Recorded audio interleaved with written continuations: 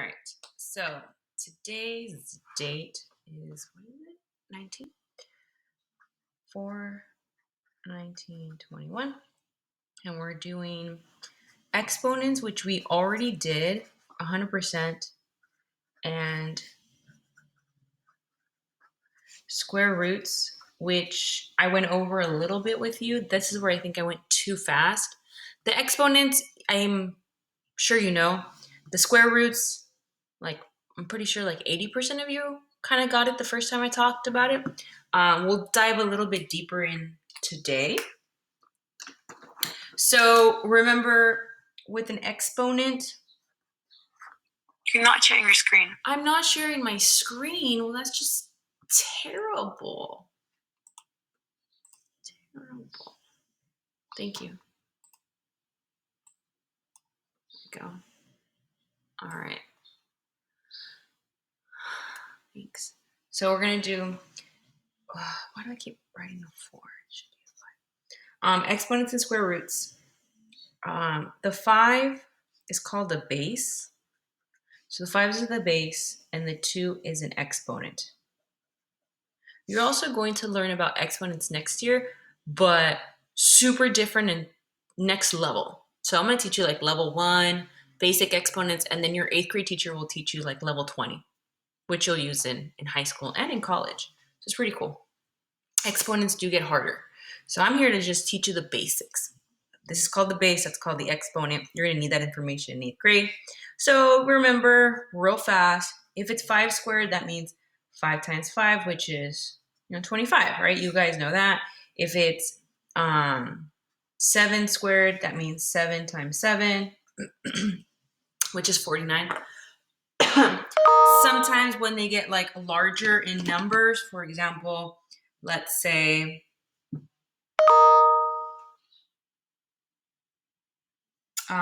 if it was like 16 squared, 16 times 16, don't mind you guys using a calculator, which will give you 256, right? Now, there is a time, which I'm sure you've dealt with before, if it's like 4 to the power of 3, so the exponent is 3, what does that mean? That means it would be 4 times 4 times 4. So your base gets repeated 3 times. Because your exponent's a 3, the base gets repeated that many times. Oh, so it's a 3, so I have to repeat it 3 times. Oh, okay, I can do that. So most of the students can do the first 2 together. Oh, 16 times 4. Okay, that's 64. Okay? Sometimes it's like 2 to the power of 5. Okay, 2 to the power of 5, that would just be 2 times 2 times 2 times 2 times 2. 1, 2, 3, 4, 5. Right? You can plug all of these numbers in. It's totally not going to be 10. You can do pairs, like 2 times 2 is 4, 2 times 2 is 4 times 2, so that's 16 times 2, right? So it'd be 32. So 2 to the power of 5 is 32. So it depends on your exponent, how many times you repeat the base. Depends on your exponent, how many times you repeat the base. Pretty okay with that? Let me see. And of course, if you have a scientific calculator, which if you have an iPhone, you do. I'm not sure about Android. Like if an iPhone, if you just turn it sideways, you get all of these awesome new keys. And one of them, you can by all means take out your iPhone right now and do this. Right here on this line is your x squared. And then this one's your x to the power of 3. So there's already, let's see if I could make this work. Guess not. It won't focus. So this one's x squared, this one's x to the power of 3, which means is your exponent a 3? You just plug that in. So this one that I did, 4 to the power of 3. So instead of multiplying 4 times 4 times 4, I type in 4, and then I use the x to the power of 3 button, and it already does it for me.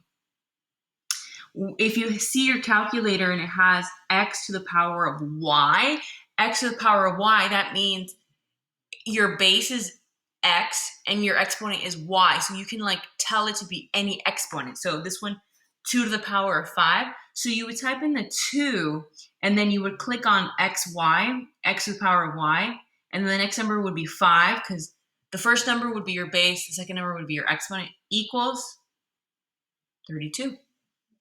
So your calculator is smart enough to do the exponents for you as long as you type it in correctly in the correct order and you know how to use these keys. I mean, by the time that some of you are like sophomores, you'll be learning all of these keys. You'll be learning the sine, the cosine, the tangent, all of these, what the exclamation point is, which I can teach you that one. That one's cool. The logs, which some of you saw on your Alex. You guys saw logs. Oh, there's pi. I taught you about pi. Right. So there you go. So you'll be using those keys. You'll be using a graphing calculator, some of you, when you get into like calculus in high school. All right. We're okay with the exponents? Should have been a review. Maybe using your calculator is new. Maybe that's the new part. All right. Let's go into square roots. So square roots is the opposite of a square. So for example, 5 squared is 25, right? So if I do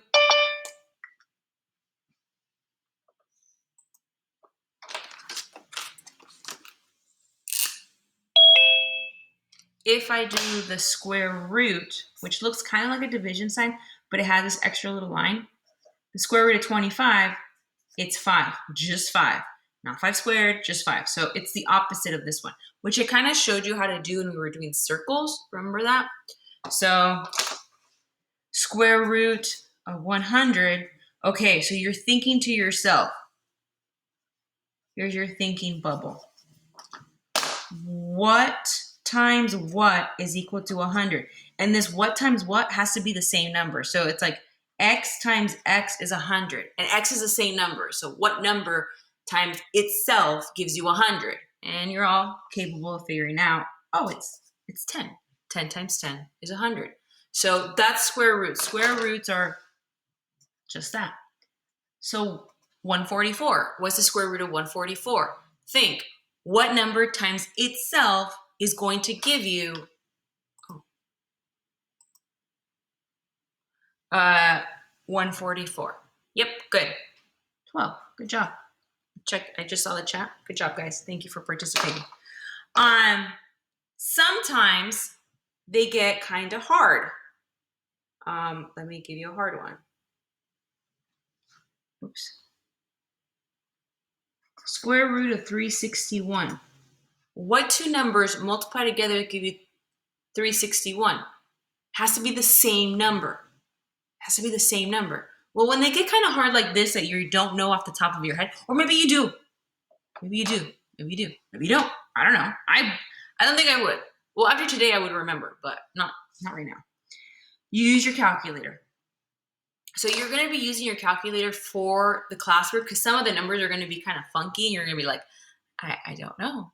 So just use your calculator because in high school, when you get to these like higher classes, you're going to be using a calculator because it's hard. It's hard math and you're going to need a calculator. And not that you can't do it by hand, but some of just the math is just, no, you need a calculator. But you also need to know how to use a calculator. All right. So here's what you do. On your calculator, you're going to find the square root sign. Just like the exponents, there's 3 of them. There's 3 square roots. Well, what do you want? What do you need? The first one on my Apple one has a little 2 outside. The next one to that has a little 3 on the top. See the little 3? And then the next one over has a y. What? Why? Well, if it's a simple square root symbol like this, the default is the little 2. Okay? So I'm going to plug in 361, and I'm going to click on the square root with the little 2 on it. Now, some calculators don't have the little 2, and they just have a square root. By default, it's a 2. Oh, 19. There's my answer. That means that 19 times 19 is equal to 361. But we didn't know that. So what we do is we type in the number again, try it out, 361, find your square root with the little 2 on it, and you should get 19. I am giving you the answer, but I need you to try it out using your calculator. So you know that when you type this in with the square root, you should get 19. So you're kind of like practicing. You know what you're supposed to get. You're supposed to get 19. So try it out with the calculator. If that means you got to find a calculator online, like Google search calculator, do it right now. If the square root doesn't show up, then type in scientific calculator, and then it should pop up. But your basic Google calculator might have the square root. It's a pretty basic key.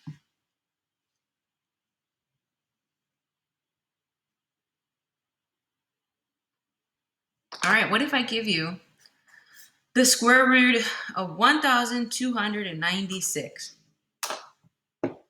Square root of 1,296. Is there anybody out there who can think of a number times itself that would give you 1,296? What does that mean, Angel? I'm not cool. I don't know these acronyms.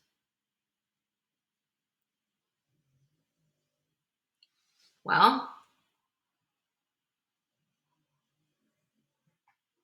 I don't know. I do know, but let's pretend I don't know.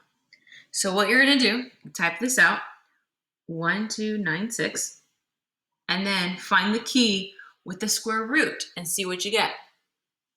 Find the key with the square root and see what you get.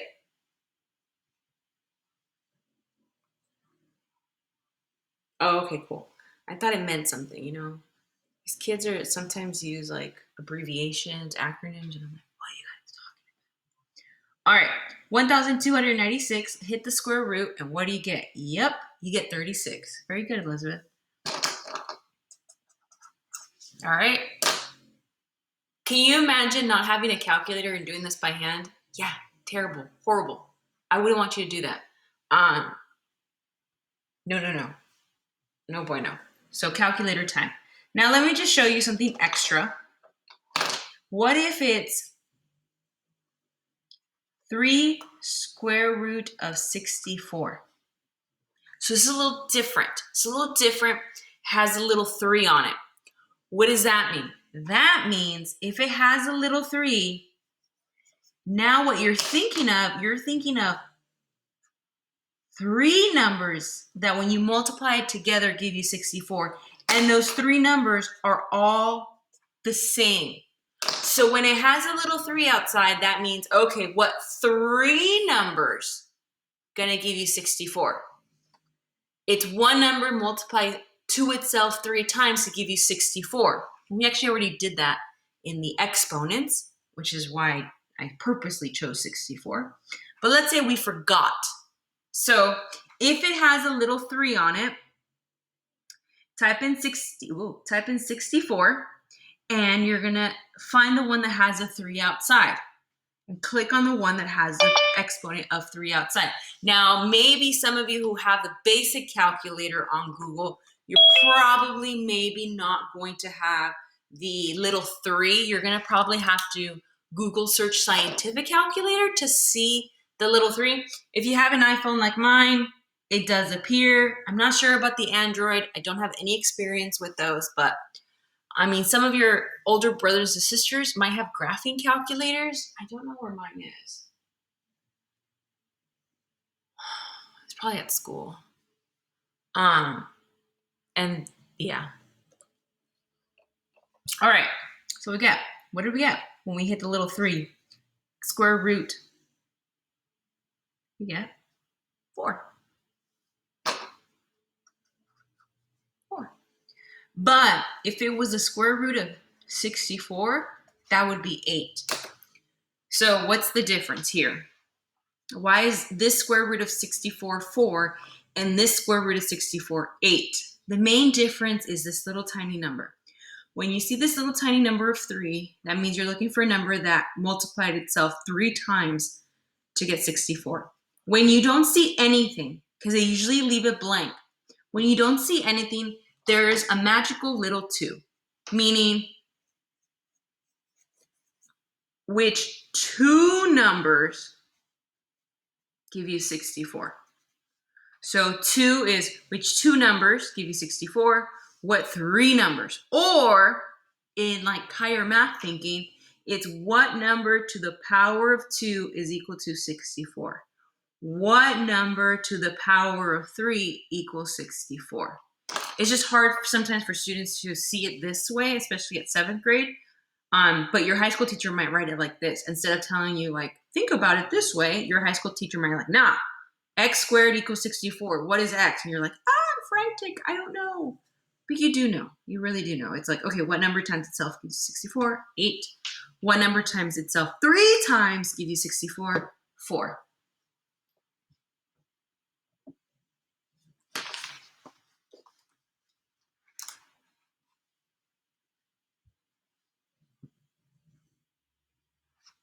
Okay? Does that kind of make sense to you guys? We're going to be needing squares and square roots for tomorrow's lesson that I'm going to teach you. I'm going to teach you some 8th grade math tomorrow. I mean, I have during the year, but officially 8th grade math. Finish up the school year with some 8th grade math. This is 8th grade math. We don't usually do this in 7th grade at all. This is a little bit of 7th grade advanced, mostly 8th grade, the exponents. All right. Woohoo!